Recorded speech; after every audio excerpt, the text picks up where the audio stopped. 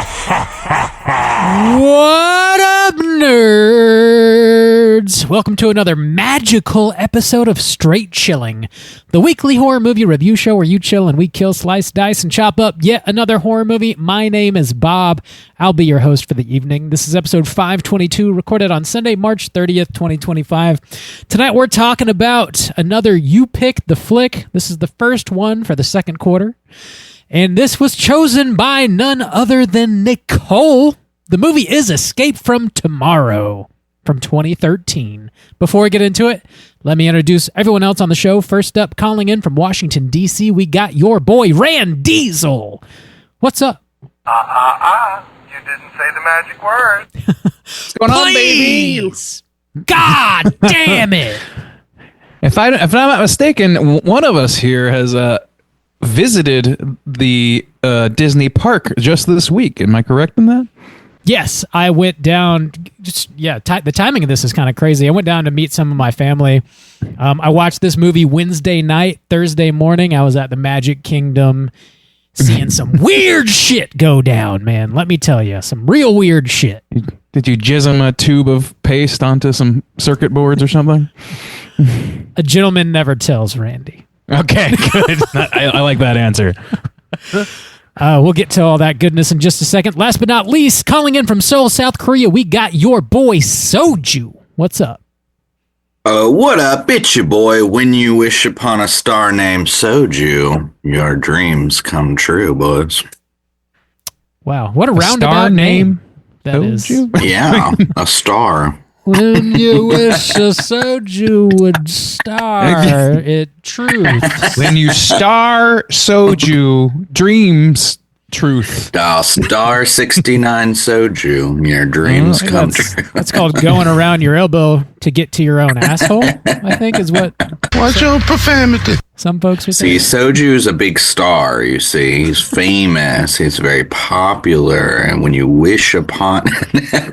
Oh, stretch the joke out. I think that if we explain it further, people will think it's funnier. So see, in the original song, they're talking about a star in the sky. But you see... Apologize to Nicole right now. You do it. You do it.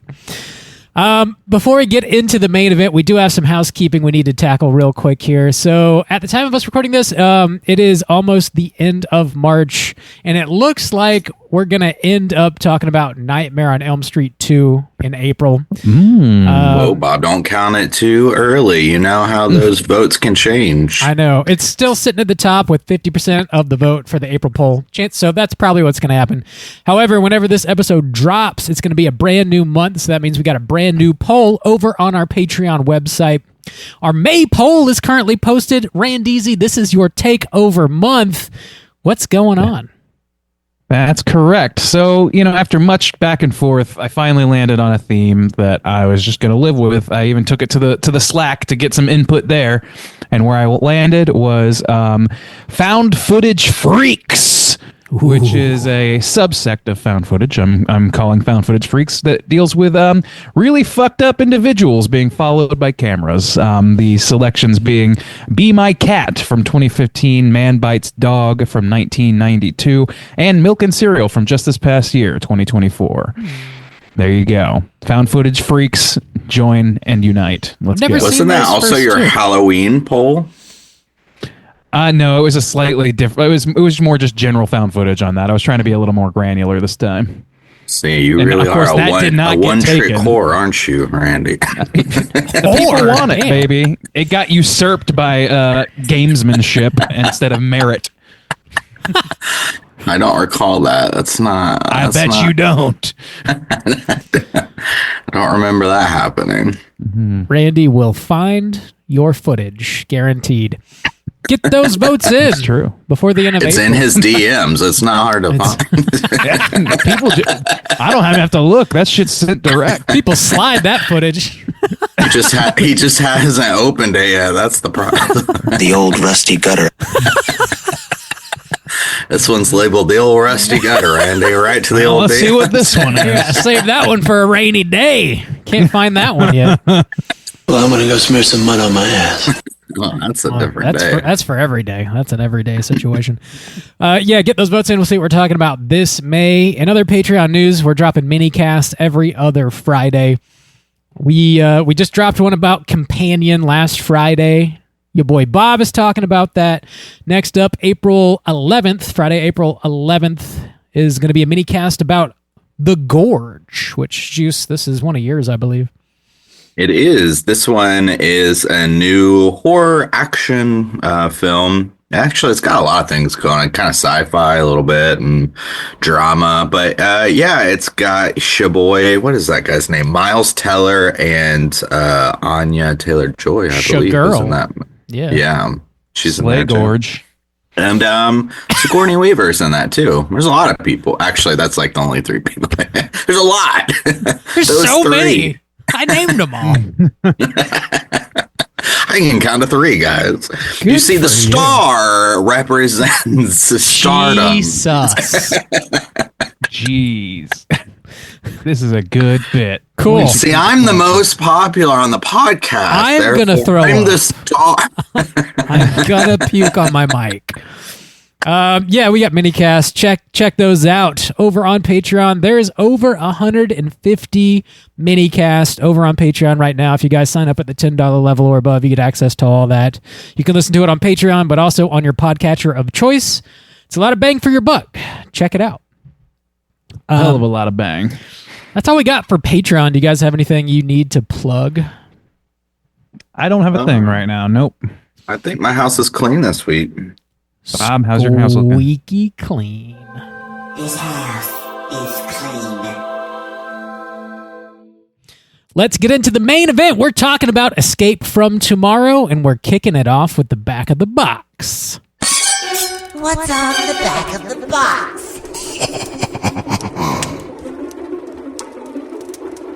Now, Bob, is there even a physical release of this? There is, and Bob told us about it. Yeah, and he was supposed to live up to his reputation and acquire this box. When did Rob tell us that?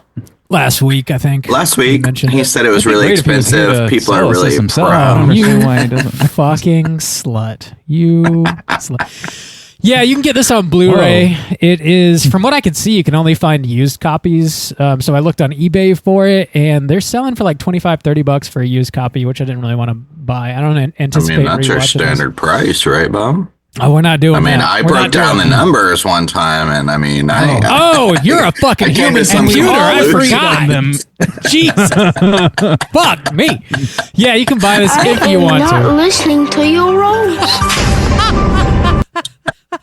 Dude, that like thunderous clap after he says that is just... They know how to edit on Swipe Swap, I'll tell you that much. That is gold.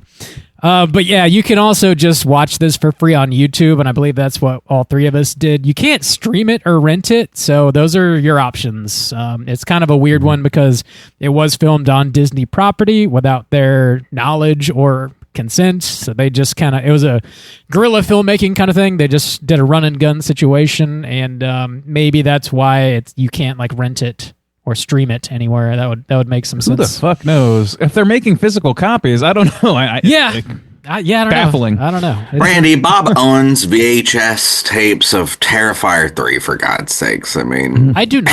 That's not sanctioned. I'm aware of Rob's addictions. That's not in question. You can own that on VHS, but I do not, to be clear. I own it on 4K. We gotta set the record straight. I have standards. I have the 4K. I have gift cards. I have standard gift cards. Standard issue. I get them every Easter. Time to re-up. They're regulation gift cards, Randy, okay? Escape from Tomorrow from 2013. This is unrated with a runtime of 1 hour and 30 minutes. This was written and directed by Randy Moore. This is the only movie that he's ever directed. He hasn't made anything before or since. I think he's primarily worked as an editor and a script doctor in Hollywood. So this was his one. Starring Roy Abramson, Elena Schubert, Caitlin Rodriguez, some other lovely folks. Plot synopsis brought to you by IMDb is as follows. In a world of fake castles and anthropomorphic rodents. An epic battle begins when an unemployed father's sanity is challenged by a chance encounter with two underage girls on holiday.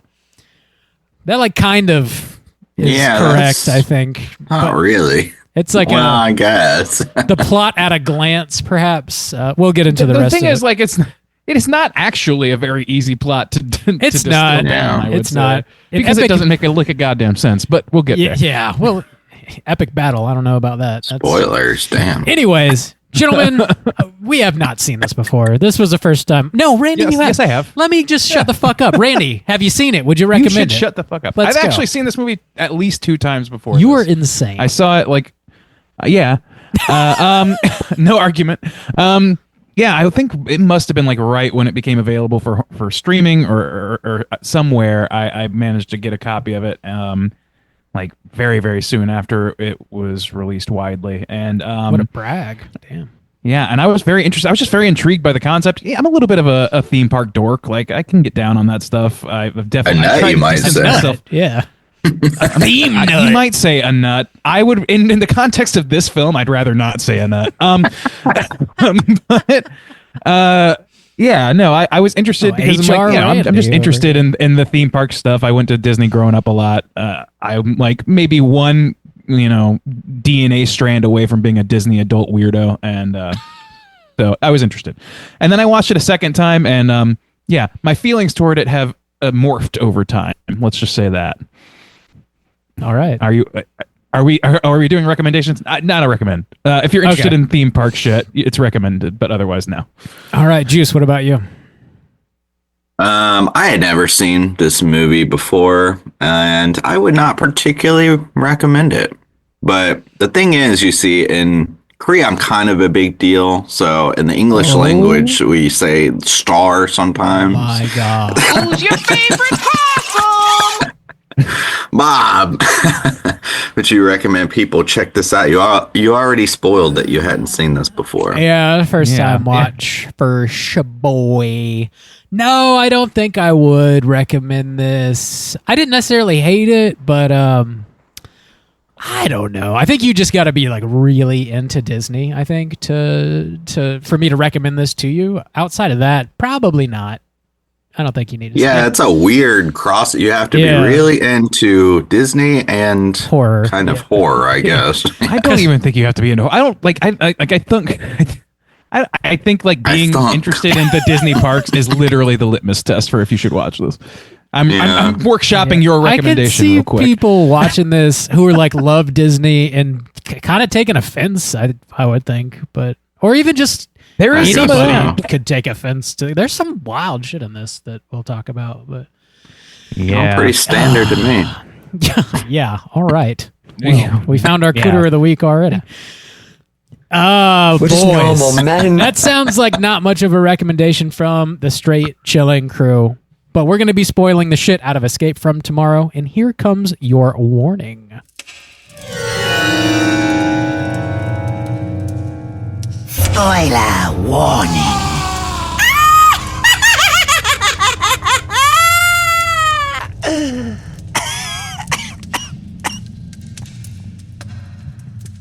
Bob, you did the Lord's work this week, and I assumed typed up a plot synopsis.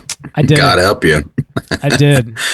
Well, go ahead and I'll pay full attention this week because this one's got to be tough. It wasn't the easiest plot synopsis to type up because I believe that. Some of these scenes, you're like, what the fuck is actually happening? Okay, here we go. On the last day of family vacation at Disney World, your boy Jim White gets fired for an unknown reason. Yeah, Jim keeps it to himself. Whiteman. And his wife Emily, and their 2 kids, Elliot and Sarah, take the monorail over to the Magic Kingdom. Along the way, 2 young French girls, Isabel and Sophie, get on the train and pique Jim's interest. While on several rides, Jim has spooky hallucinations where the animatronic faces look evil, and his family berates him. After an argument, Jim takes Sarah off to ride some rides alone. The whole time he follows the 2 young French girls and eventually meets a strange woman on a park bench who hypnotizes him with her necklace. Go in and out on me with that snowy white dip. That's true. He ends up blacking out, and he wakes up in her hotel room as she is raping him. He's tied down to the bed. She also explains that Disney princesses serve as a prostitution ring for wealthy Asian businessmen, and that the turkey legs served at the park are really emu meat. The family ends up reconnecting, and Emily notices Jim's continued attempts to meet the French girls down at the pool. They all end up going to Epcot, and Jim gets shit hammered. He eventually pukes, and he and his wife get in a fight. She slaps their daughter and takes Elliot back to the hotel while Jim and Sarah ride Soren. The entire time they're on the ride, he fantasizes about a naked woman. He is then approached by one of the French girls who asks him to join them. He says he can't because something bad will happen. She apologizes and spits in his face in slow motion. Sarah goes missing, his daughter, that is, and security guards drag Jim off and tase him in the nuts. Jim wakes up inside the giant ball at Epcot he previously says looks like a testicle. He's strapped to a chair, and scientists cover his head, and he sees images of his father taking him to Disney when he was a young child.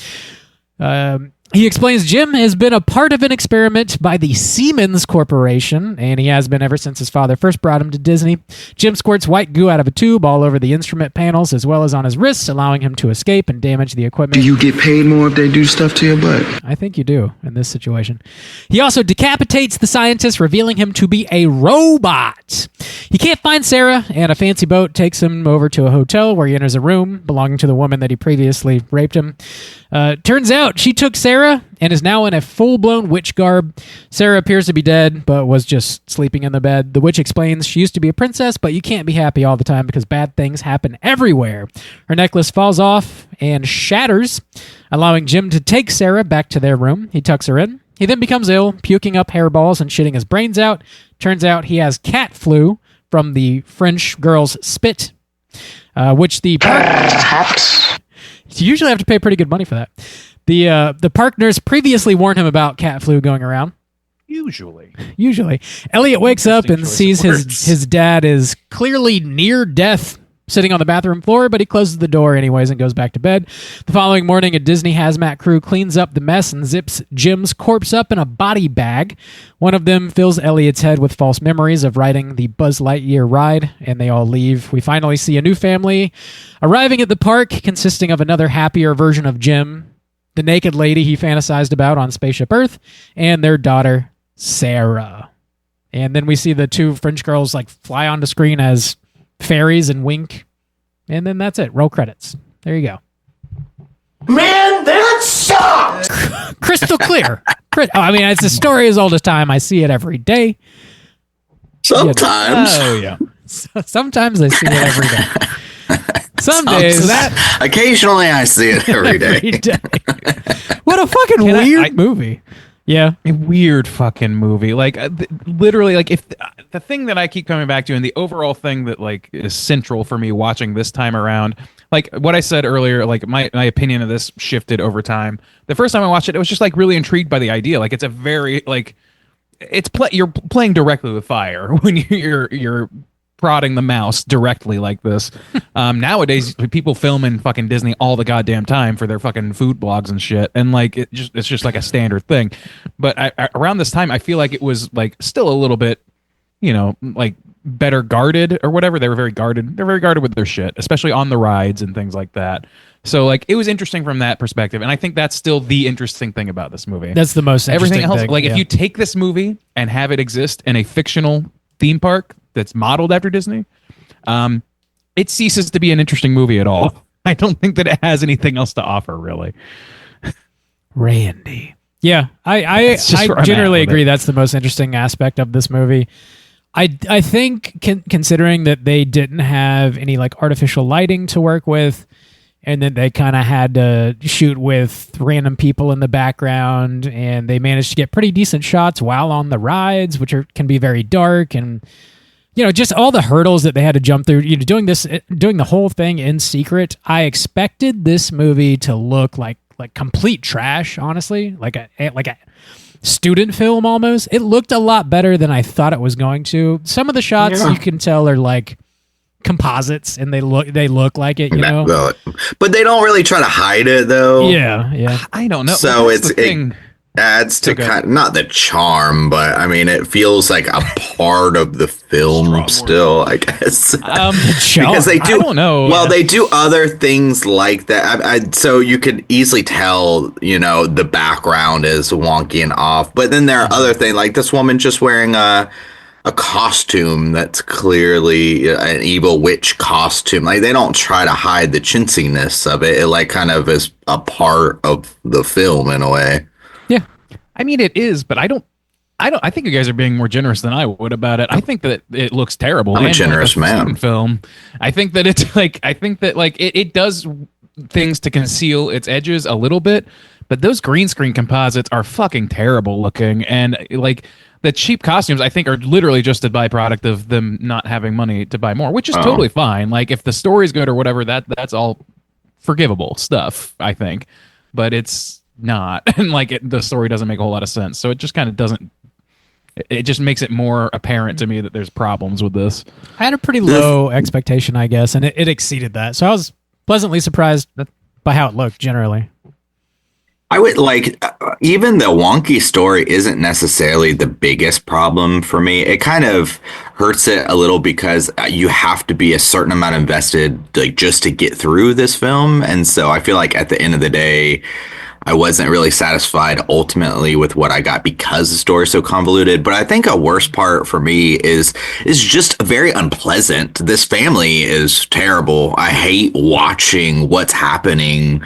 This family hates each other. The dad and the mom are fighting constantly. The dad hates the son hates the dad. Like, really the only one that is like somewhat semi normal or just okay to watch on screen is like the dad and the daughter sometimes, but generally just watching this family be with each other is very miserable. And the situation kind of is, it's a crowded theme park and the kids don't want to eat and there's a long ass line and shit like that. It's just very, very unpleasant.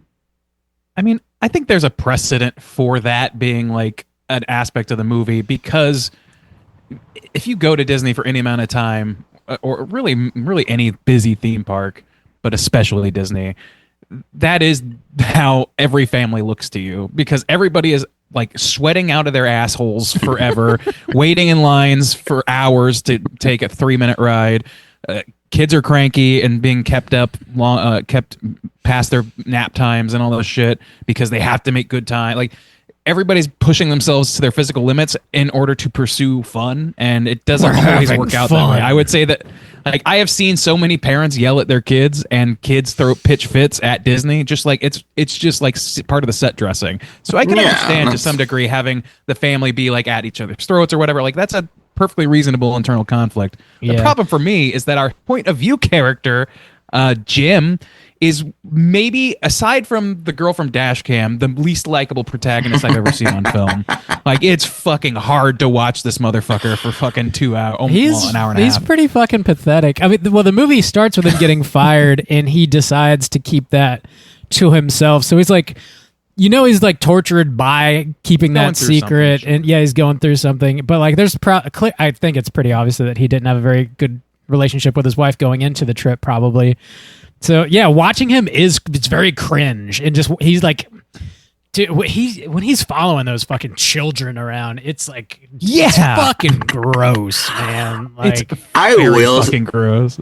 I will say, like, it was like 60, like 2/3 of the movie. It's a chunk. Yeah. I will say though, it was quite effective. I don't know if I've ever had this be so quite effective. You have a movie about people having midlife crisis and people cheating on their wives and sleeping with women that are much younger than them and stuff. So that's, it's a common thing that you see come up a lot. But I will say one thing this movie did is something about them standing next to each other, like before she spits on him, like when she walks up to him and it's supposed to kind of be like, oh, his dream or whatever, and she's got the braces and she looks so young. It like made me kind of nauseous. Them together, like staying next together, I was like, oh my God. Like, that was not even the scenes where they're like in the pool or anything. I don't know, something about them standing next to each other and you could see her braces and she looks so young. I was like, this is so. It looks like she should be asking for fucking like money for the arcade or something. Yeah. It was a relief when she's like, yeah, you should come with us. I was so relieved when he was like, nah, I can't. And I was like, oh, thank God. He made the right choice. Like, I wasn't sure. I didn't think it was going to go that way. Ugh, it was He's already put his dick in strange that day, and about as strange as it gets, I should say. I don't think that was his choice. To be fair, in that situation, I think. I mean, within the logic of the movie, maybe, but the logic of the movie falls apart constantly. So I have a hard time like buying into him being seduced or whatever. And like, I think that it's fair to say, based on what we saw, that it presents it as a rape, yes. I think he was hypnotized by her necklace. Magically hypnotized, right? Yeah. But like, I don't know, man. Like the ground level, like internal logic of this movie is inconsistent as hell. So I just have a hard time with that. Even it definitely plays with like the fairy tale idea, because like there seems to be an evil witch in this.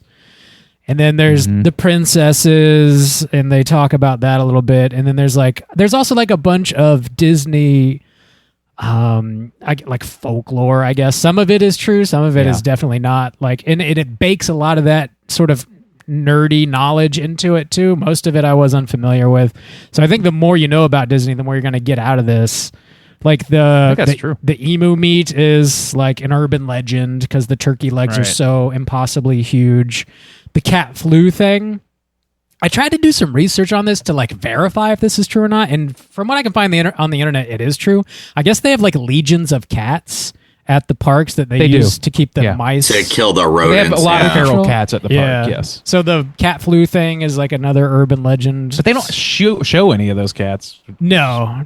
I didn't see any when I was there. Yeah, that probably would have been better, because I didn't really They could have set it up somehow as like, oh, okay, I guess that might be hard, though. But the people are just transmitting things, and this is pre-COVID stuff, so like, I don't know, it has a little bit of like weirdness to it about that, like in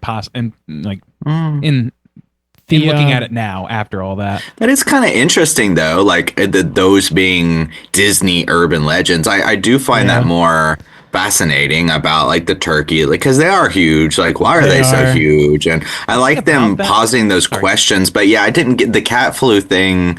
I didn't know about that. It's like, it's more like the background of this movie is more interesting to me than the actual movie itself. Yeah. There's she talks about the witch towards the end. Talks about decapitations, which that's another urban legend. I know that one. Yeah, somebody did die on, I think, Space Mountain, Thunder Mountain. Yeah, in 2003.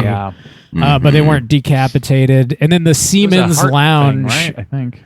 Yeah, and then the Seamen's Lounge in the big ball, the Spaceship Earth, that was a lounge owned by the Siemens Corporation for whatever reason, and it's not in use anymore. So, like, I don't know. I guess they're potentially weird. Like every ride in Epcot is sponsored by some sort of big concern of some kind. Like that's not uncommon. And Siemens did that. Nicole, she sent me an article about this. Apparently, the Contemporary, which is the hotel they stay at on property, when he's like looking over the balcony, apparently there's been several suicides at that location. So him looking over the balcony, I think, is a nod to some of that stuff. So like, that's cool. Yeah, the idea of like bad stuff happens everywhere, especially here, which is like a line the witch says. Like it's interesting to contemplate those things when you're talking about, quote, the most magical place on earth, because like it is a facade. The park presents a facade. The movies present this facade, and like the juxtaposition of those two like things is really interesting. And I think this movie's trying to tap into that to varying levels of success. So. Yeah, and I'm frustrated now because that's cool. And as we said, I mean, it's very unpleasant to watch, but the aspect of the family at each other's throats, it makes sense. Like everyone agrees, like, yeah, it's very hot and hard to deal with young kids and things like that. And, I think the idea of being on the ride and the seeing as more evil and stuff like that, but it becomes very convoluted because even the thing of like this creepy old guy following these very young girls around is, I mean, you know, people do that, or like these, we've talked about it. It's a common story, the midlife crisis and these men acting inappropriate and things like that. So all of these pieces kind of like make sense, but it becomes way too like convoluted and confusing, like the witch aspect. But even that being an urban legend, okay, I assume that's a thing too, of like, oh, they rent the girl, they prostitute the girl. I assume that's an urban legend too, and like that aspect of it, and then her being like, oh, well, I used to be a princess, but now, you know, they've turned me into an evil witch. Like all those pieces are kind of interesting, or make a kind of sense when you're thinking about making a film like this, but it becomes, and it feels not connected. I don't know, things just keep happening, and I'm very confused about why they're happening. None of it makes any sense to me. But like, I want to go back for a second. Like the idea that these are all urban legends or whatever, a lot of them. But if you don't know that, which is most people, then they don't hit. Like you Justin saying, if you do know that, then they're very basic urban legends that you have heard a million times. Like these are not well kept secrets necessarily or whatever. It's just like any creepy pasta about fucking Disney is gonna have some shit about this stuff in it, and it's like it's very rote. Disney. Yeah, and it's just like, I don't know. It just seems very like, it feels like this was written by a 13-year-old on their breaks at Hot Topic. You know what I'm saying? Like. Why are 13-year-olds working? Okay, yeah, no, that's 16. Yeah, let's say 16. It's in Florida, so we don't know. The laws are changing. But the hard life for goths in Florida. It just feels like edgelord shit to me. Like, oh my god, the princesses are sexual in nature. Oh my god, I can't believe you could say bad things happen everywhere. What? Like nobody's under this delusion. Like it's. I don't know. It just. Well, I think kids could be, and I think it is sort of trying to get at the false expectations that. Oh, I know, but I think it's highlighting the false expectations that Disney and the movies and the media they put out set up for folks that, and we're exposed to it at a very young age. And I think I'm trying to make this make sense, like the whole like him being taken to Disney as a child by his dad, and he becomes part of the experiment.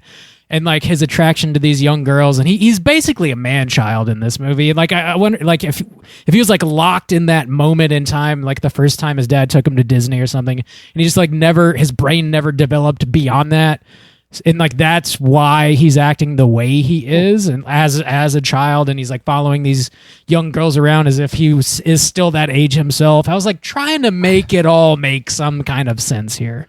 That's a hell of a leap in my it is. Yeah, you're putting in a lot of work there, Bob. Yes. But I see. That's the thing. I think not about the. I think him following the girls around is because he's a sad middle-aged man who is unhappy with his kids and unhappy with his wife, and he lost his job. Dirty bird. And he's pathetic. And so that's the basis of that. But there are other aspects. I do think there is this idea of like, you know, these memories of when you were a kid and it was happy, but then you come back in as an adult and it's completely miserable and there is no magic and the magic is completely stripped away. And what is left is not just even normal things of like, oh, it's a costume, but it's dirty. They're prostitutes, or they're, you know, this corporation, and they're greedy and they're hiding sickness and these kind of things. So, I mean, it makes a kind of logical sense, but I mean, just like at the end, what the fuck is the end? Like, why does he come back as a different person? Could anybody explain to me why he comes back as a different person? Maybe he's a robot now, or you could see it as like if he was stuck in this like Arrested Development kind of thing, and he's searching for his fairy tale princess, his happily ever after or whatever. When he's on the ride the whole time, he's his dream girl. He's seeing this naked woman on the rocket ship Earth, whatever the fucking ride is. I don't remember what it's called. He's like fantasizing about this naked woman. No, it's the one in the ball. Is that called Soren? I don't know. Anyway, no. I'm sorry. Yeah, I'm sorry. He's like, I don't know, reached he's found his happily ever after with his like dream girl and his perfect family, and they're checking into Disney again. But the thing is, he's either like a reanimated corpse zombie man, or he's just a full-blown robot now. It's like, I think that's what I'm trying to get out of it, is like it's trying to, I don't know, the happily ever after is a fake ending that you're never going to. The thing is, like, none of those observations, like the idea that, oh, this giant corporation geared towards kids might have actually has adults running it who have problems and might be not good people. Like, it's the most basic observation you can possibly fucking make. It's just no different. Like, it's no more deep than the Poonaverse. Like, this is fucking Winnie the Pooh, Blood and the Honey, but made a few years prior with a little bit more like gusto because they filmed it on property at Disney. That is literally the only thing that gives it legitimacy to me. Everything else is just like the most, like, these are observations that you make when you're fucking 14 years old, and this movie feels like that to me. It just sucks. It just sucks. Put that on the box. Just Randy straight chilling. Randy It's Diesel straight chilling. frustrating because it's like it offers nothing else to me. Like you can try and piece these things together, whatever. As far as the ending goes, I give up. I have no will to even try to parse why there's a second version of Jim, why he's married to some woman that we've only ever seen topless on a ride that he imagined. Like, none of this fucking makes sense. Why even bother? Like, I don't think it adds anything for me to try and conjure up a reason for that to exist. Yeah, that's fair. I think there was a lot of comedy in this that I wasn't really anticipating either. I didn't find it particularly scary in any way, but Jim, as pitiful as he is throughout the entirety of this movie, him getting tased in the balls, him like squirting the white goo everywhere, like shitting his brains out on the toilet, all that was pretty funny. The witch Did you like dropping when he shed his pants? I did like Rob? that. Did you laugh? I did. The witch dropping the "you found my hidden Mickey" line. I got a chuckle out of that. The dude on the scooter. The couple times he shows up, I thought he was pretty funny. Man. Oh, did you? Did not. Yeah, I just thought it was fucking You thought it was spirited as fucked? shit. Oh. Yeah. Fucked. Like, I don't Yeah. know. I thought it was another unpleasant thing because those people it is. really exist and they really kind of suck. I'm not just the people ride scooters suck, but I'm just the whole situation feels authentic because that shit happens like all the time. Like person, I don't know. Like that person didn't do anything. They just kind of were around for the most part. Yeah. What did they do exactly besides just be somebody to look down upon? And I just felt like that's so shitty. Oh, I didn't find myself looking down upon it. I thought he was like there to be, I don't know, just a weirdo in a park. I don't know. But his voice, primarily, whatever accent he was putting on, is what I was mostly getting a chuckle out of. Jim getting hammered at Epcot, sort of funny, I guess. I don't know. There's just more comedy worked into this. I did not find this movie, and none of those, like him getting tased in the balls, him shitting, him squirting good. None of those were entertaining to me. All right. Well, I'll just go fuck myself. You're alone in your principles on that one, Bob. Dude, and then okay. I don't know. There's so much shit in this that like frustrates me. When he's on the fucking I'm like when in the he's on the middle fucking here. ride. He's on the ride with his wife and his kids. And they're like gonna like he's trying to get her to make out for like a full minute, and she's just like, "No, stop!" And he just keeps like, "Come on, honey, come on, no one's watching." I fucking hate this character so much.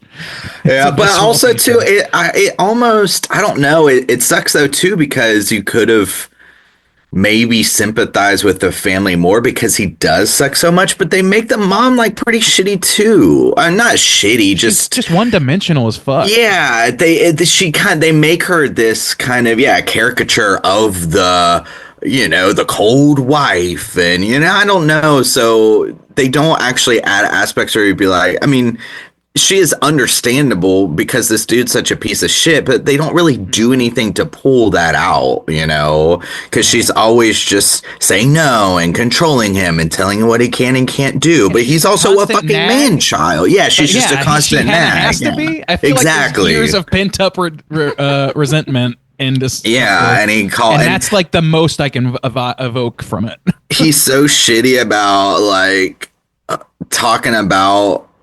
The kid's like, oh yeah, I think mom's beautiful too, or whatever. Like that's just such a terrible Emily scene. Dickinson. I call bullshit on that. It just made me hate it was so unpleasant without any purpose. That was the kind of thing. It's like, yeah, I know Disney World kind of sucks. That's why I don't go there. And I know that like these things happen. That's why I don't have kids, or just like everything it's showing me is like, yeah, I know this is unpleasant. I don't want to keep watching it. Dude, I was watching. I was like, this is just them existing in a theme park as a family is my worst nightmare. It was true horror. Difficult for me to watch because it's so kind of true and unpleasant, and everybody kind of knows that it's true, but we all pretend like it's kind of okay. No, man, it's you go there for It's your magical. kid. It's really not. For their. That's the problem. Is when it's not. That's when it becomes a problem. And him following around these girls, taking his kid on a ride that he is scared of, who then he pukes. He's a huge piece of shit. He is the worst case scenario, not worst case scenario, but one of the worst case scenario Disney park dads. And it's like, I don't know, but there are completely fairness. Like I went to Disney as a kid. My parents, I'm sure they sweated a lot or whatever, maybe got bickery or whatever. Out of their assholes forever. Having a great time. What? Sweat out of their assholes forever, to quote you. Yes, earlier. I'm sure they did sweat out of their assholes. But it's just like there's a way, the thing that you do as a parent when you take a kid to Disney is to take the kid to Disney, and there's a lot of people that just don't do that. They just go there, and their kids are are an excuse for them to be there to live out their fantasies, and that's something that I would be interested to see them comment on. But they're not interested in that. They're way more interested in poking fun at people in rascal scooters and shit, and it just sucks to me. True horror. Put that on the box. Justin from Straight Chilling. True horror. My worst nightmare. Soju Straight Chillin'. The star of the show. Star kind of represent. It is difficult to parse exactly what the point of this film is. I was really trying to get there. You were trying a lot, Bob. I don't know that I really did. A lot of work. I gave it an effort. Yeah. I stopped giving an effort for the third time. It's just so impossibly and uncomfortably horny in a way that is just not pleasant. I was like, there's got to be a reason, right? And I was searching to probably make myself feel a little more comfortable about this whole situation and why the filmmaker made these choices and stuff. I don't know that I got there, but it is like watching these young girls eat bananas and shit is not what I want to do here, especially if it's not really for a reason. If there's not a point to it in the film, it's really hard to get through this movie. And I don't know that I would have if we didn't have to review it, I wouldn't have, that's for sure, yeah. I mean, I watched it. I've watched this thing multiple times, just out of interest of the filming. But it's none of okay. I could just list a fucking gish gallop of dozens of just nonsense things that happen with no explanation. Let me ask you a question. What made him realize that his daughter was kidnapped by the lady he fucked earlier in the movie? Well, it seems like he didn't even show up there on purpose. It seems like he was really confused to show up there. The boat just took him there, and he didn't really. It just happened, man. I don't know. Yeah, exactly. Things just happened. Why did the Neosporin not weird that they called it something else? They gave it a fake name. I think it was a Disney. They bleeped out the word Disney at some point. I think they did, and then, but also it wasn't Neosporin. It was Geosporin or something like that. It's weird where they drew their legal lines in this movie, but that's a whole other issue. He squirts that shit out like he's jerking his dick and uses that to escape, and squirts fucking white ass cream all over a random woman's photo of an ass for some reason. Why? Just why? Why is that in the movie? What does it have to do with anything? Him being sexually frustrated is the only character that he has. Him being sexually frustrated and just a fucking creepy pederast, basically. Those are the only things I know about this man. Yeah. Dude, when he gets yelled at his wife while he's floating in the pool about to talk to the young girls, and then he just floats face down, so defeated in such a childish way. That's damn, dude, you're a grown ass man. You gotta get your shit together. It's painful to watch. It was very painful, especially when like the younger boys show up and like the couples are there. The seeing it next to each other, it was so effective though. It was so pathetic. Yeah, and him like approaching her and like these two younger age appropriate boys are there, and it just it's so gross. So, like, but yeah, it doesn't really doing that. Yeah, like if it's effective at getting across. Okay, this is very inappropriate, very pedo behavior. Like, we don't like this. This is uncomfortable for me. Why is the movie showing me this?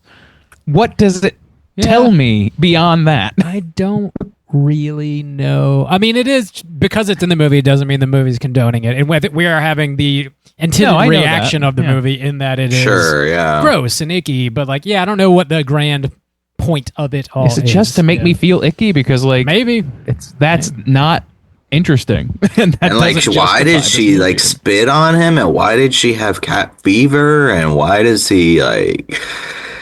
Yeah, why does it end in that way? Why is it cat fever? Unless you know about the cats and can piece those together. Yeah, like why does she have it? But she's okay. But she spits on him. They do say you can carry it without knowing it. They do make like this things like they set a lot of very specific rules in this movie that are seemingly there for a reason, and then either aren't or they serve a greater purpose that itself has no purpose.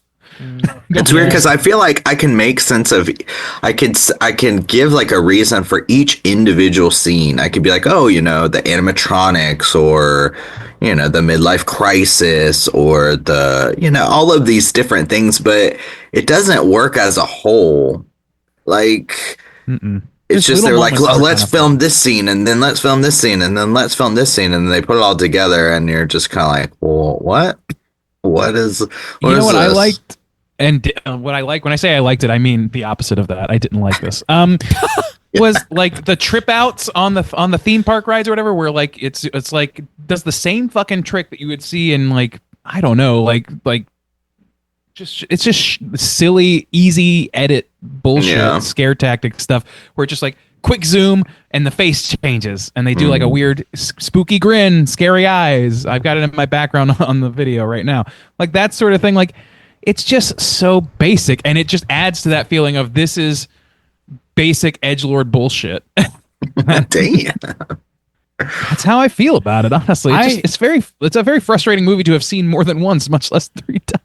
That is a lot. That is a lot. I was surprised that when the faces changed, they didn't look like 100% garbage. Like they did look better than I thought. Yeah, they didn't bother me. Like as one of the first things that happens where something is happening other than a family fighting with each other because they're at a gross, crowded, sticky theme park, I was fine with it. It didn't bother me. I didn't think, oh, this is edgelord bullshit. I just thought, oh, something's gonna fucking happen now, and it didn't. Like it did, but not really to any effect. But no consistent, where it's setting up this spookiness, this people are changing, because then even the mom starts to experience it later too, and like that felt like a missed opportunity too, where she finally starts to find some common ground with the dad, where she's like, something's going on here, but they never come together and overcome their thing. And like I felt almost like The Simpsons. The beginning kind of felt like they were setting up when the Simpsons go to Itchy and Scratchy Land, where they all go off on their own and start to have individual problems. And in the end, they come together because they realize that the theme park is this, sinister thing for some reason, and they fight to escape it. I thought something like that was going to happen because it felt like those pieces were put into place. And instead, what I got was just more confusing pieces that never really amounted to any fulfilling conclusion. Like none of the characters got any good resolution. Nothing like ever good happened, but nothing ever clear happened either. It just more confusing things just kept popping up on screen. And I just felt like in the end I was very unsatisfied. Yeah. 5 stars. Is there any other major points you guys do want to touch on before we rate this thing? Man, there's no about this movie that I could complain about, so let's just close it out. Okay, let's do it. Juice, you were kind of wrapping up already. Anyways, you want to kick us off out of 5? How do you feel? Yeah, sure. I don't know. Listening to Bob go through the plot synopsis and then also hearing about these urban legends feels interesting, and there are things in this movie that I think are done in an effective way. Like I mentioned, I truly felt like so grossed out and like kind of nauseous when this old creepy guy is standing next to this so young girl with her braces and shit. It was effective in what it was trying to show me, and and so they accomplished that. And they made this family very unpleasant, and in the experience of, going to this theme park and shooting covert in a theme park with young kids and achieving that is admirable in some ways, because that's got to be really fucking hard. I wasn't bothered by the faces changing, but I wish it led to something more effective. The whole, other than just the concept of saying, like, oh, it's interesting, the concept of princesses being, prostituted out, and then this older woman who maybe participated in that, and now she's like really fucked up, and so she's the evil witch. That concept is somewhat interesting, but any of the scenes that play that concept out are not interesting. And also kind of too with the animatronics, like the idea of like, oh, it's run by animatronics, or that, that's the urban legend, they're all robots. That's interesting, the concept, but anything that shows that on screen is not really interesting. And so I'm like so conflicted here, because it's bringing up these interesting ideas. It just cannot execute them well. I don't know. So yeah, I don't ever want to watch this again, but it is kind of interesting to think about. I'm not going to lie. And I do respect some of like what's being attempted here. So I think what I'm going to do, I'm going to give it a 1.5. I'll give it half star for the Yabos. We'll end it at a 2. And I think that that's fair for me. 2 even from the ever so fair Justin.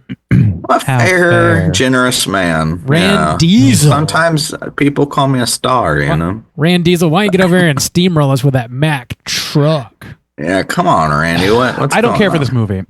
So I just don't like. There are things in this. The thing is, one of the many things that I don't like about this movie that I'm going to talk about real quick is how scattershot it is.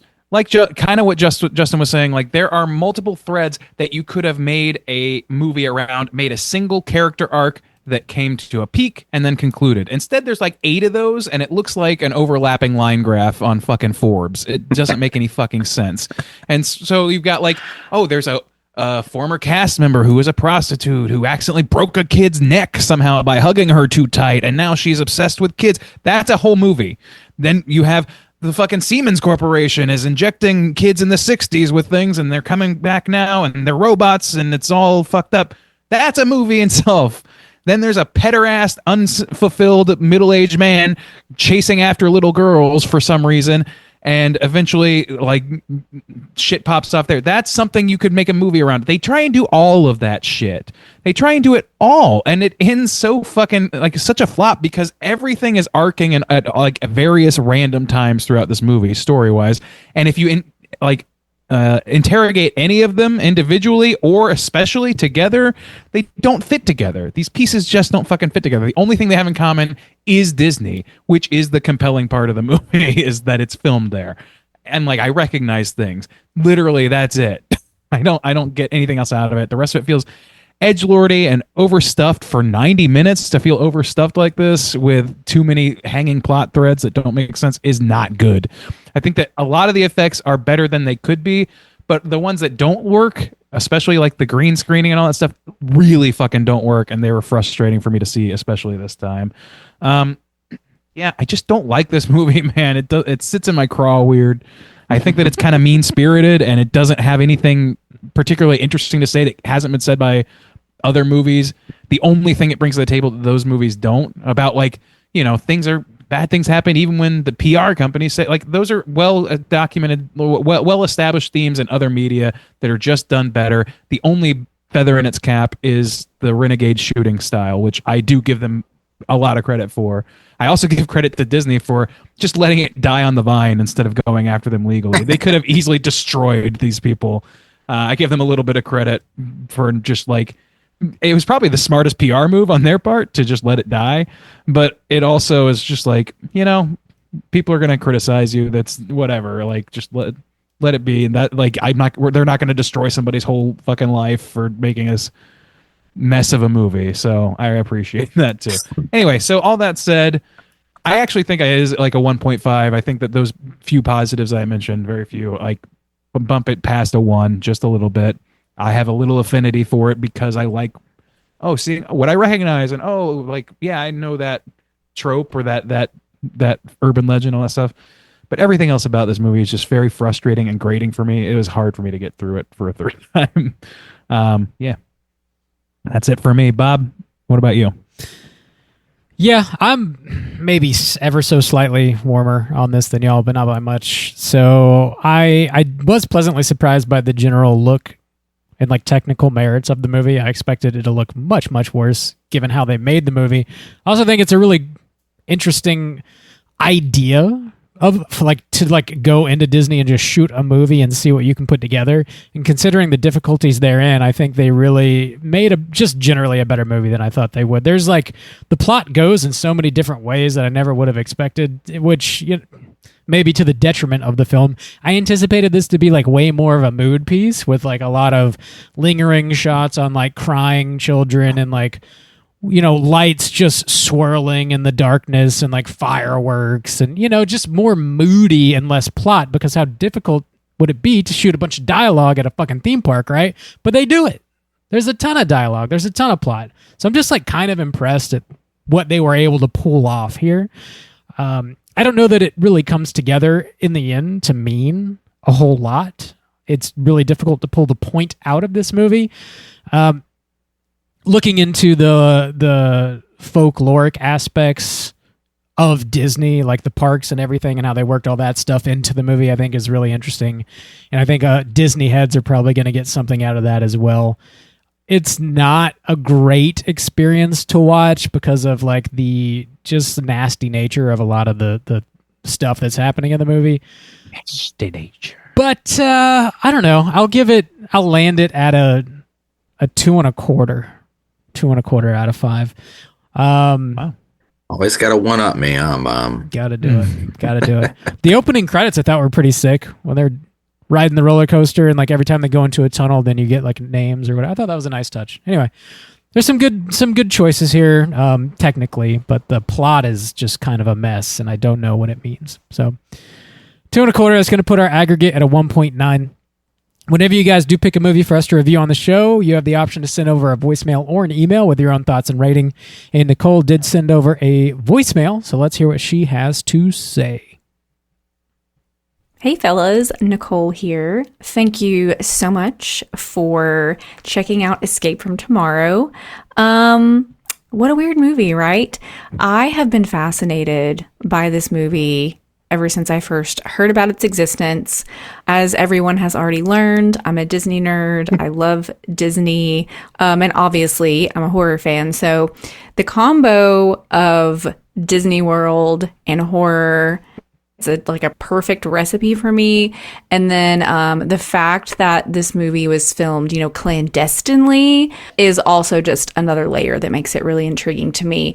I have always loved dark Disney, both the actual darker Disney movies that were put out, Something Wicked This Way Comes and Return to Oz, all those kind of things, but also the creepypasta Disney stories, the abandoned Disney lore, the urban legends that are associated with Disney, the deaths that have happened on property. All of that stuff has always been really morbidly fascinating to me. So the fact that someone made a film and wrapped all those things together just really excited me.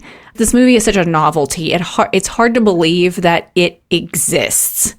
And I have to say that, of course, I think this movie has a lot of technical shortcomings. It's inconsistent at times. The acting is not always the best. There's some obvious, like, weird green screen stuff going on. But because this movie is so just odd and surreal and a little bit of a fever dream, I think some of those rough edges actually add to the charm. Plus, like I said, technically, it's amazing this movie exists, I think, because it's like hard to get a good photo of your family in front of the castle, much less shots for a feature film on the down low. So that's just really impressive to me. I think this movie probably could have been a 1 hour short and maybe have been more effective. The first kind of half hour, I think, is really slow when we're just sort of following the family around the park. There's not a lot of plot going on. But again, I admire the big swing of making it a feature-length story. Couple of other things I think are cool is we get sort of a Halloween 3 robot moment when the sort of evil scientist in the Epcot geosphere loses his head. And I also love all of the shots at the end where it's just showing the parks just empty spaces with no people in them. It's a little unsettling touch because, I mean, anytime you go to Disney, almost anytime you go to Disney, there are people everywhere. So if you've ever been in the park and you have gotten to ever see crowded spaces just empty, there's something very eerie about that. And again, this movie just captures those little moments very well. Anyway, I think ultimately this movie is a really fun experiment. I understand it's not for everyone. I think this could be a really difficult movie for some people. So anyway, again, thank you so much for taking the time to watch this strange little film and going on this dark Disney journey with me. And until next time, remember that bad things happen everywhere and stay spooky. Oh, almost forgot. 3.5 out of 5. Bye. Nice. Whoa. Quite generous. Nice. Let me tell you why you're wrong. No. No, I mean, I think it's fair to, like, as an experiment, I do give this movie credit too. I think that's completely fair to say. Like, I don't know. There are some things about it that are admirable. I think Nicole pinpointed a lot of them. And I'm not nearly as willing to sand off the edges as she is. So. Yeah.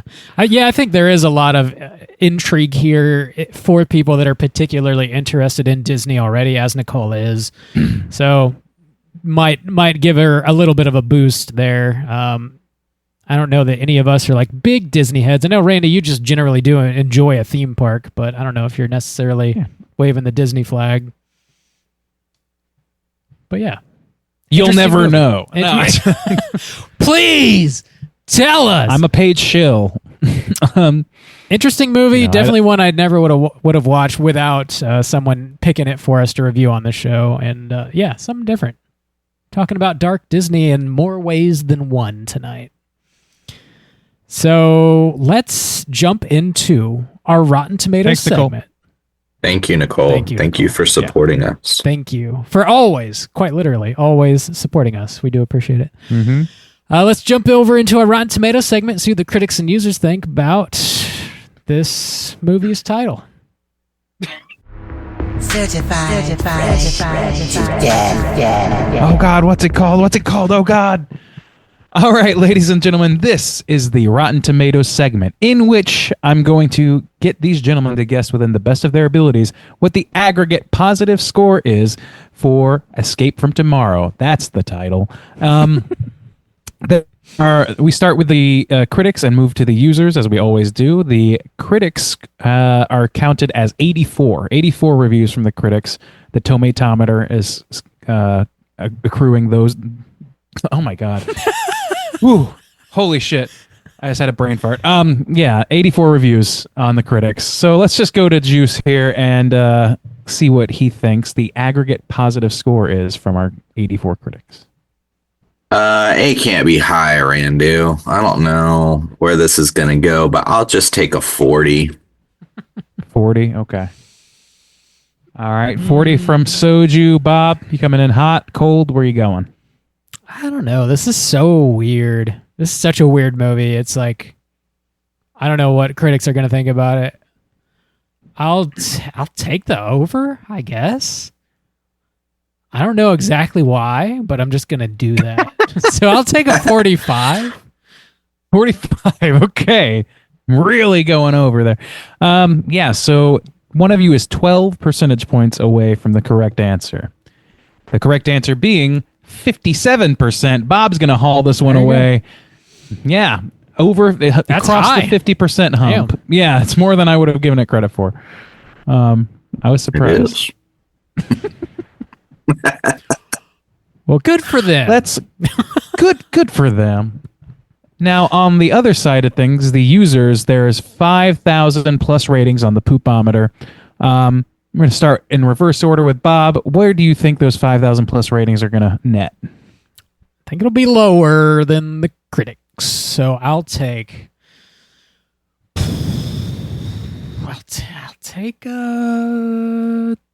37. 37. Soju, round us out. Where are you coming in with it? I actually think this could potentially be higher than the critic score. So I'm going to take the over this time, and I'll say 45. All right, 45. That's the over number. Well, the correct answer, you guys, let's see. 12 percentage points difference again. Oh, weird. Yeah, very weird. And the correct answer this time is going to be 25%. Oh, wow. Bob, you're hauling away the whole thing. Wow. Yeah. Sweeping some skeet tonight, boys. Congratulations on your ski, Bob. Congratulations on sweeping that Neosporin. I like to congratulate my boy on a ski tonight. Thank you. I congratulate you. That's true friendship. Congratulate.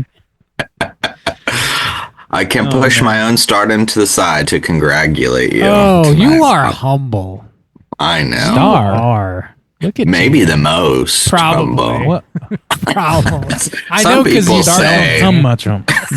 Some people, me. Am I a mostly. bright star? I didn't notice. The critics' consensus reads as follows. Conceptually audacious, but only intermittently successful in execution, Escape from Tomorrow is nonetheless visually inventive and darkly surreal. All right. I think Yes. I don't think that's too far off. I don't agree, but it's not that far off. Okay. Yeah. Those Cool. are all our thoughts about that. Right Let's on. read a negative review or two and see how they feel about it. Okay. I bet at they're going to be random. funny. They're going to be the funniest fucking thing. I'm going to oversell you on this right now. Be prepared You to do. laugh with 2 Fs. Mainly a one-trick goofy show connecting a famous family fun park with adult voyeurism, paranoid delusions, and sexual obsession. There's a tedium to Jim's sex obsession, some Freudian 101 symbolism, and the shrewishness of Jim's wife is too much. Sure. Not far off. Yeah. All right, one more. All right, this one you're gonna laugh. You're gonna laugh the asshole off your body. It's falling off. Damn. Here we go. I need that. Rather than in-depth satire on Disney and tossing. its effects on modern That's culture, only a reason. Escape from Tomorrow offers a series of pot shots. I just think that's completely accurate, actually. Randy, you wrote that, didn't you? Oh, this guy's I really wrote that. onto something. Am I right? I write for Gay City News now, so that's the publication that is from. Yeah, no, I want to write for Gay City News. I want to write a theme song for Gay City News. It's right for it. Gay City News. Yeah, okay, we're done. That's it for Rotten They're in the Tomatoes. Hey, old Bob. news. They're gay, not old, Randy. That's how it works, baby. You know, it's a throwback. We love a throwback, don't we? Is this Smooth Criminal all of a sudden? I wrote this song for you guys. That's your new theme song. I wrote this. It came straight from the dome. You know. Daily News, are you okay? Are you okay? Are you okay? I'm Randy. There you go. Are you all gay? Are you all gay? Are you all gay? Daily News. Gay City you all News. gay? Damn it. City. You Sorry, gotta Gay get the city News. in there. Daily News. Gaily. I agree with your assessment of this film. Thank you for your contribution. Bob, how's that trivia looking? Hey, we got some trivia. Let's do it. It's totally time for trivia. Window Annie, apartment. Bob, Window get copywritten. apartment.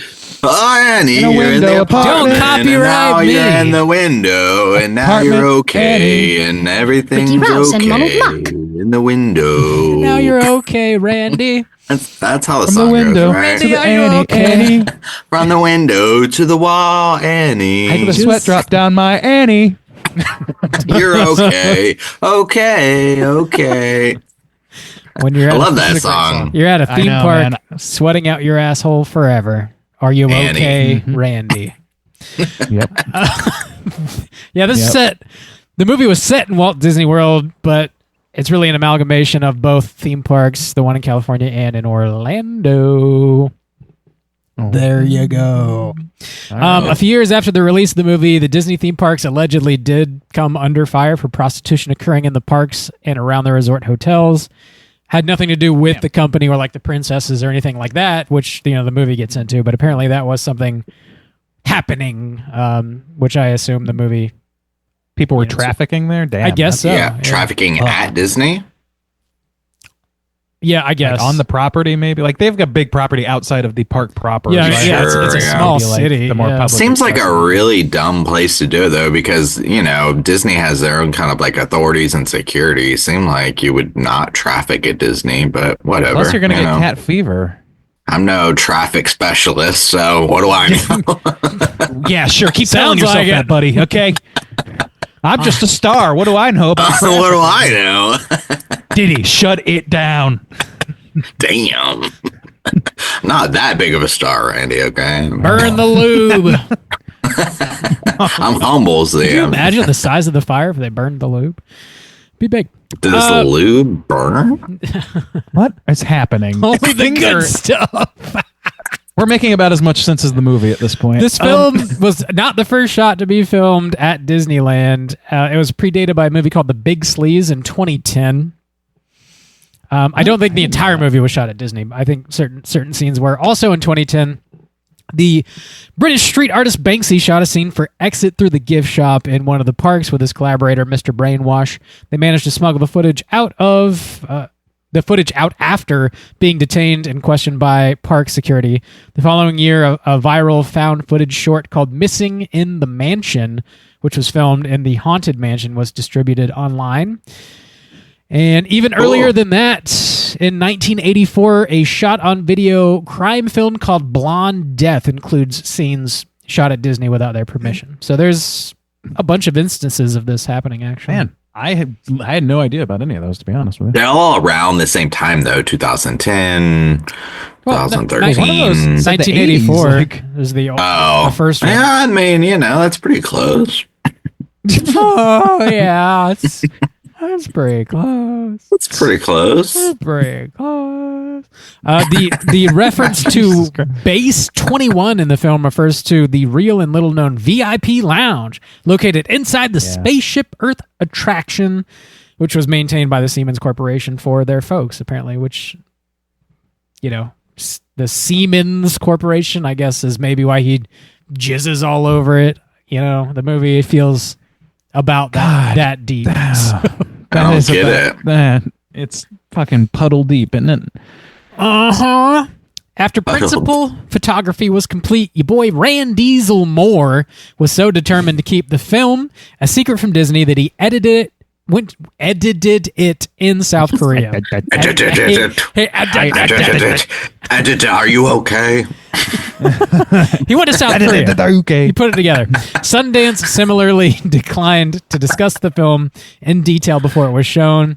It has been called the ultimate guerrilla film. There you go. Ultimate?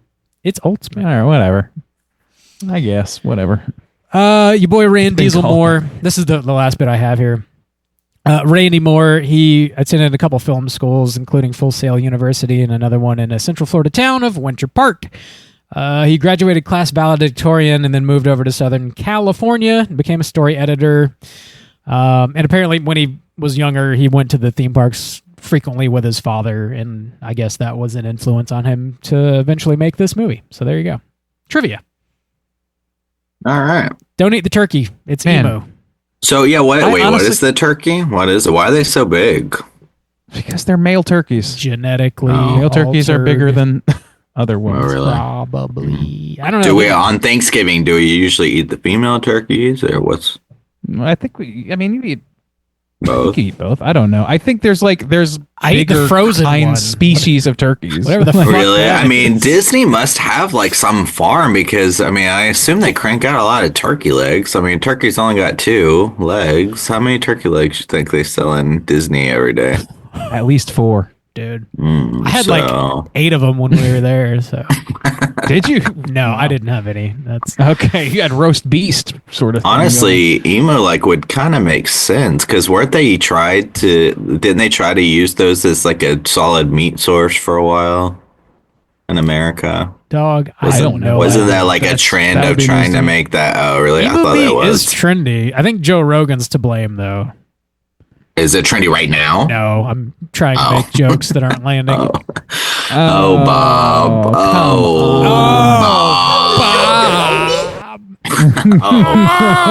You found your dream power, man.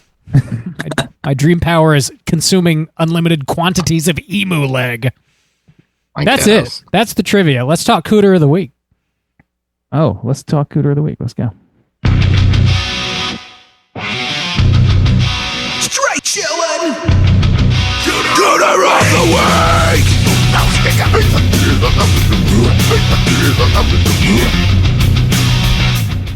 Juice, what is a cooter and why do we hunt them? Oh, Bob. Cooter is a character type, not a straight chillin'. Exclusive.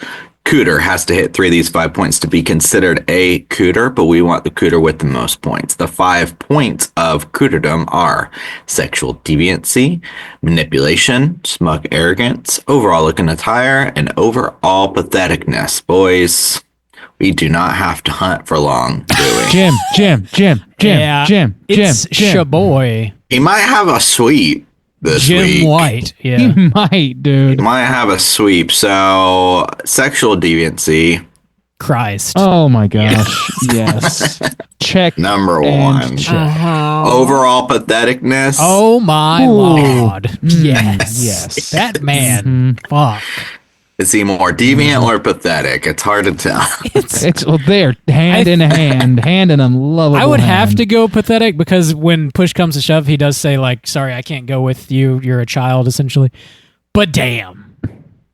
Fair enough. But I fucking guess. following these I know. kids around, It's following not- children around. It's not okay. Yeah, no, it's not okay. It's Annie. fucking not okay. Let's go on record here. And it's not okay. It's not okay. It's not okay. Jim White. Jim Whiteman. It's not okay, Jim White. A valiant effort to stretch Jim into 2 syllables. Jim. Jim. Hi, Jim. That's my name's friend Jim. Jim. That's my name. He's my buddy Jim. Jim. He likes to follow kids around. He's not a close friend. He's not a Jim. close friend. I actually like him You too. can't close your mouth, Jim. Jim. You gotta kind of wiggle it. Uncut Jim, they call him. Jim. This is our best show yet. I just gotta say. This is Probably. nonsense. This makes so much. We've been makes it hot in feel the like the movie. 500s, really. That's where, we're just soaring to higher highs. I wonder if recording more podcast episodes makes you more susceptible to Alzheimer's at a young age, because I think we're there, man. I think so. I think we're there. Oh, my lord. Okay. Back to early Jim answer. Whiteman. Smug Whiteman. arrogance. I don't think he's very smug, actually. He's too damn pathetic. I think he's too pathetic. Yeah, he's like. I don't know. I don't Yeah, know. I don't see smugness, honestly. He's too pathetic. He is kind of smug, especially, when we're talking about some of the situations where, like with the scooter person or... Yeah, that's true. Yeah, I think there are moments towards the of everyday people, smug, but also too, there's this kind of smugness, the way he talks about his wife too, like, oh yeah, she's beautiful for Emily Dickinson. I don't know, that's just like Dickinson. what a pompous kind of thing to say, So I don't know. There's some kind of arrogance there sometimes. Maybe. All right. Well, we can give him a low. I mean, I'm not going to push count, back I too think. hard. That's fine. Yeah. Yeah, I'm not sticking up for this fucker. I want the sweep here. I want to go for the sweep. I'm not Want going out the on a sweep. limb for Shaboy GM. GM. Hey, how about looking at Tyre? I would say He's a cat boy GM. at the end. GM throughout the like most of the movie is like standard dad attire, but GM at the end is wearing that fucking fedora, which just makes the pederast claims all the more damning. He does buy Yeah. a fez. He does. He Oh my does by the God. bed. And then he gets shit hammered and pukes at Epcot, which yeah, is a rite just of to passage. go against his wife. Oh, I'm going to show you. See, that's kind of smug too, right? Question: have you Yeah. puked at Epcot, Rob? No, I've never done the drink in around the Okay. world thing before. But I, to be fair, I almost did, but it's because of that rocket ship ride. I did like the hardcore version of it, and I got off, and I was ill for the rest of the day. Like I couldn't do anything. That mission There's space? a hardcore version. Yeah, there's two versions. There's like one that was too intense, so they had to soften it and create like a softer version, and that's what most people The go on, I G-force think. is stepped down, and there's like the full shut up. G-force version, and I was like, yeah, I'll do the full intensity, whatever. And dude, I was like ill for the whole Dude. day. A lot of people have that reaction. I wasn't bothered by that one, but like a lot of people fucking are. Don't That recommend one's, it. Well, Also, if you're claustrophobic, it will be your worst nightmare. It is the tightest space that you are in. It's not a fun Whoa. ride. this tight space. at Disney. What are we doing? What else? So his attire is What have we done? pathetic. I think we fuck got arrogant, him. I think we sexual got 'em all. deviance. I think there's a point we're missing here, isn't Manipulation? it? Do we do manipulation? Manipulation. Manipulation. He kind of manipulates Yes. his kid, right? Yes, exactly. Yeah. Yeah. His kid he makes his kid ride a ride that he's afraid of, So that he can and then follow. it causes his kid to puke so he can follow children that he's sexually attracted to. He's Fuck also you. kind of like gaslighting his wife sometimes, I feel like. Yeah. His kid Oh, does my just God. essentially watch him die, which is pretty fucked up. But that doesn't Yeah. excuse his behavior, to be fair. But his kid We- does not like him. It's pretty obvious, yeah. Fair enough. Yeah. He also has some weird fucking Buzz Lightyear memory. I don't know what the fuck happened with that kid. That's its own story that got dropped throughout the movie. Anyway, yeah. Yeah. this Yeah, guy's a Cooter. Jim's Fuck Cooter. this We got guy. him. We got him. Jim. Hey, GM, you ready to go to Cooter jail, motherfucker? Jim. Jim. Wait a minute. Nobody gives a fuck. We got him. Let's go. We got him. All right. All let's- right. There's probably others, but Yeah. the evil queen, sexual deviancy. I mean, yeah. She's act like she's the queen, and we're the sorry people. Slam fucking dunk, Rand Diesel. Look at you. know.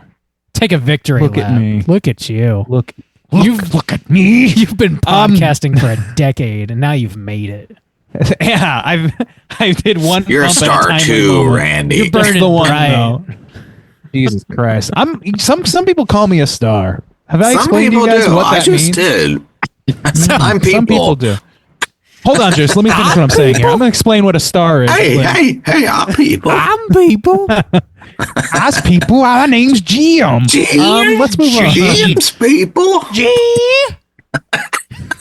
What? Dude. What is happening Let's to us? We are sundowning. Just don't care anymore. Damn. Let's talk about what we've been watching this week. Let's do that. Hey gang, what you been watching? Rand Diesel, what have you been watching? Okay. About. I think we did finish the last episode of season 3 of Gemstones. So we're caught up to the current season. I don't think this season's gotten very deep into it, so we're going to be burning through those pretty quick and probably be caught up real soon. I enjoy the show. It's season 3 is probably the weakest, but as much as I don't think his character was that great in the end, like Steve Zahn is always welcome in my home. Oh, yeah. I love that guy. Yeah. So that was fun. It's just a fun show. Let's see. I watched 2 new movies. One was Novocaine, which Bob, you brought up last week. And I found that to be quite fun.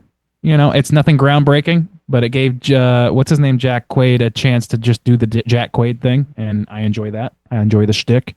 Yeah. What is her name? Amber Midthunder or something Midthunder. Yeah, I believe it's Amber. Yeah. He does a good enough job. Like it's all very good. I don't have a problem with son of Jack Torrance myself, but something about his face. Yeah, I don't know. It's my boy Ricky Nichols. Looks like yeah. He just looks like his dad. Did y'all know he was Jack Nicholson's son? Yeah, somebody said that. Somebody did. I don't know who. Hold on. There's some interference. Somebody was just saying something on our line. Juice, hold on. Let's get this third random person out of here. I think it's my boy G. GM? Is that ye? Yee. Ye? Is that she? Ye? Is that sheet? Jam? Anyway, what the fuck is happening? Anyway, Novocaine. Told you, fun we time. don't care Action anymore. comedy. The Woman in the Yard. I saw that. Not the worst thing in the world. Not very groundbreaking in and of itself. It had some not a good big performances endorsement there. It's not a huge endorsement. The thing is, I could get into it, but ultimately, I just feel like I've seen a lot of movies playing with similar central themes and stuff, and I just feel like it's kind of played out a little bit. Yeah, the whole yards and women on them. Yeah, Where I've was heard she? the milkshake song, people. We don't need to go back down that road again. No, like some of the I'd say the performances are pretty good and the shooting is pretty good, but ultimately the story's it's just pretty familiar territory at this point. Damn Blumhouse, just shitting it. Yeah. Shitting it up. I'd say it's more ambitious than a typical Blumhouse these days, though. Okay, well, that's good. That's cool. Yeah. And then last thing I'll bring up is completely blindsided by the fact that Rob, a band that you and I once saw together at The Imperial in Jacksonville, played last night here in DC by the name of Westbound Train. Sick. Remember Westbound Train? I do. I went to yeah, dude. I had a great time. Had an edible beforehand. Got very paranoid about how old I felt for the first for the opening act. Hell yeah! It was a slight crowd of very bald-spotted dad ska fans, which I recognize as my people. Those are my people now. So, yeah, I had a great time. I just had a weird moment. And I'll tell you this too. We had fry talk and potato talk on the Slack today. Some of the best fries I've ever fucking eaten in my life were at this show. I don't know why. They were just fucking perfect. It was and the burger edible. was no slouch either. The edible didn't hurt, but at that point I was sobered up and it was just fucking delicious. Shit's great. Songbird, DC, love it. Nice. Yeah, and Westbound Train, always a good time in. Those guys are so fucking tight. And really all the bands were really, really well rehearsed, extremely accomplished musicians individually. Everybody got their chance to wail on their instrument, and it was fucking impressive to me. And fun. So, love those guys. Hell yeah. That's it for me. Juice? How about you? I have not been watching much, and the only thing I really watched was that movie Bob just did a mini cast on Companion. And I wanted to listen to that mini cast, and Bob seemed to like it, and I thought it was good. That was a good movie. So it was fun to check that one off the list for new horror for 2025. Other than that, I kind of revisited some older albums I haven't listened to in a while. I listened to Stankonia again. It's classic. been a hot minute. Yeah, that one. Computer sketch has never been more prescient, you know? Dude, yes. Those sketches are some of They that was say. like a really big thing in the early 2000s to have those sketches, and those are some of the best for sure. I love that album. They say a computer. That one, Demon Days. I listened to Demon Days. Hell yeah. Ooh, interesting. Yeah, it had been a while since I listened to that, and I feel like those are the only ones stick out in my mind. So yeah, The Gorillas. yeah, it was fun to revisit. They say a computer can do my job better than I could damn do it. There it is. There it is. Motherfuckers. Yeah, both of those albums had songs on there that I completely forgot existed, but were nice to rediscover. So yeah, Both classic albums. Recommend. Other than that, I got nothing. Bob, what you been watching? Well, I went to Disney for a couple days this week, and it's been a while since I've been there. We did the Haunted Mansion ride, which it's been so long since I'd gone on that, and I forgot how extremely fun that ride really is. Had a great time. It's so fun. It is.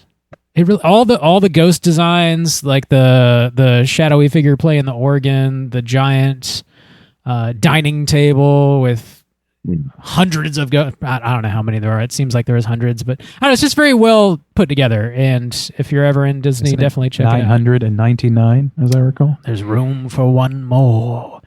That was a lot of fun. And then we went over to the Animal Kingdom, and I did the Yeti ride, the old rusty gutter.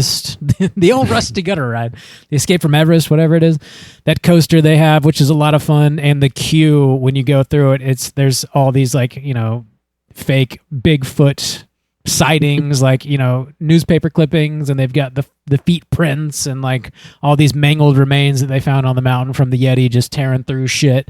And it's so much fun to just walk through and read that stuff and look at the pictures and the ride is badass too. Oh God, yes, come with me. It's all really nice. Had a good time. Also, I revisited The Batmang. I hadn't watched that in quite a while, and I just had a random itch to put that on, and that movie holds... Pattinson one? Holds up. Yeah, Pattinson. Oh. Wow, that's a Halloween movie. What are you doing? It is a Halloween movie. Yeah. Is it? I haven't seen it. Yeah, opens up on Halloween night. That's how it starts. Yeah. Oh, okay. Solid flick. I'm really surprised I like it as much as I do. I think, depending on the day, that or the Burton movies would be my favorite Batman. I don't know. We'll see how this franchise goes, I guess, or how the sequel goes, but it's a good one. Yeah. I like it. We just wrapped up The Wire season 3 today, and that season, it's been so long since I've watched the show, but that season... That's the best one, right? Well, I was going to say, in my memory, I remember it being a mid-tier season, but as of just concluding it, it is definitely one of the better seasons, I think. I always remember as being that 3 or 4 are those together, big hitters. Is the heaviest hitter for me. Really? Okay. Sure. So I always remember 3 being good. Yeah. I don't know why I was kind of lukewarm on it, but it definitely hit this go round. Good. So good shit. Last thing I have here, I watched a new movie that just hit Shudder on Friday. It's called The Rule of Jenny Penn. And this has John Lithgow, and he's playing this retired dude. He's an old dude in a retirement facility, and he is just going around terrorizing the other people that live there. He's a real fucking problem. The movie, it was kind of billed as a psychological horror movie. It's not. I would not describe it that way personally. It's really just this dude terrorizing folks. And he's got a little puppet, a little hand puppet, and it's a little baby doll face. And he calls the puppet Jenny Penn, and she rules the retirement facility. And Jeffrey... I am not listening to your roles. She ain't listening to your roles. Jeffrey Rush is his basically the co-star of the movie. You see the movie from his point of view. He is a judge, and he ends up he finds himself in the retirement home, and he becomes the primary target of John Lithgow. So it's kind of an interesting setup, and you've got these two kind of powerhouse actors leading the movie. It is worth a watch. I didn't come away as impressed by it as I kind of anticipated I would have. Given the star power in it, it does sort of feel a bit redundant. And I feel like they could have gone a little deeper with it, but worth a watch, Check it out. It's on Shudder. All right. Decent Shudder flick, and that's all I've been watching this week. We do have one voicemail we got to get to, so let's jump over into our Hotline Screams. Hotline Scream.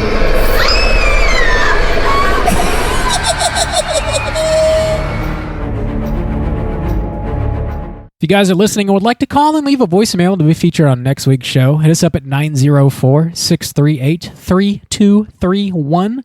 We are going to hear from our boy, Jack. Let's hear what he's got to say. Good Lord, I haven't called in a while. You guys used to have that fucking Dracula thing going on. That's crazy. This is Jack. I used to call the show all the time back when I used to actually be able to listen to it. But I have a new job now, so I don't listen to podcasts nearly as much as I used to. But the other day, I had to listen to podcasts. I was taping wires in the back of a van for 5 hours.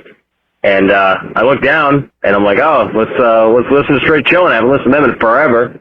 And I saw that you guys did Pirates of the Caribbean, Curse of the Black Pearl. I'm like, damn, it must be getting down to the dregs. That isn't a horror movie. And, I mean, it's a good movie. I like it. It's fucking great. Johnny Depp, the guy. But, that's not really a horror movie. I thought I'd give you guys shit for that.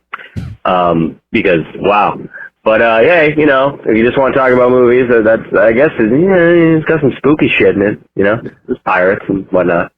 Kind of wild that movie is just based off of a amusement park ride. One that I've actually been on, too. It's a good ride. Don't know how they made a good movie out of it, but they did. I guess my question to leave you guys with would be, if you could go back to any movie premiere and watch the movie when it premiered and the year that it premiered, what would you do? You don't have to pick a horror movie either. You can just do any movie. You could transport back and you get to experience the movie with humanity when they actually experienced it. What movie would you pick? What one comes to mind? Other than that, keep chilling. You guys have a good show, so I'll try to listen to more episodes. And later. There is no try. Good question. Only do. Genre does not exist on this podcast. Truly, we broke ourselves free from those shackles. Q, at 500 to your rolls bump. Yeah, just pretend I played it. Thank you. Moment. That was a perfect bump placement there, wow. Randy. Wow, you're welcome. I try. Yeah, it's a great question, actually. Yeah. We boys got an answer queued up. What do you think? I do. Two immediately came to my mind when he said that. First one was Exorcist, because the pictures of those lines, of people waiting to see that movie and shit. That's got to be like a big energy, in the theater and stuff. People waiting that long to see a movie like that. And then also too, of course, Empire Strikes Back. That had to be so fucking amazing to see in the theater for the first time. So yeah, those two came to my mind. Yeah, I got a couple as well. I think I was thinking Sixth Sense before anybody knew anything about the twist ending or anybody was like the big twist boom happened or any of that stuff. I would have been happy to see that in advance rather than having it spoiled for me in advance, which is what happened. There's that, and then also I don't remember which one it was. I think it was Tingler, where they buzz your seats. That's the one. Oh, Randy. Yeah, dude. I don't know. I like the gimmicky ones. Those fucking like the William Castle flicks or whatever. It really any of those to see them like naturally with like a ruckus of a crowd of teenagers throwing popcorn or whatever, like this theater in Scream 2. I want that kind of experience, but with dude. A skeleton flying from the rafters at the right moment or whatever. That shit sounds fun as fuck. Yeah, that's a good call. Any like William Castle gimmick to experience like live firsthand would be really fucking cool. Mm-hmm. Exorcist was the first one that came to my mind as well. Outside of that, I think Halloween would be really sick. There's a handful of recordings you can find on the internet of like people back when it first aired, just like screaming in the theaters, like reacting to Michael Myers at the end. And I think like experiencing that firsthand would be pretty dope. The other one that came to mind was like the original 1922 Nosferatu, 21, whatever it was.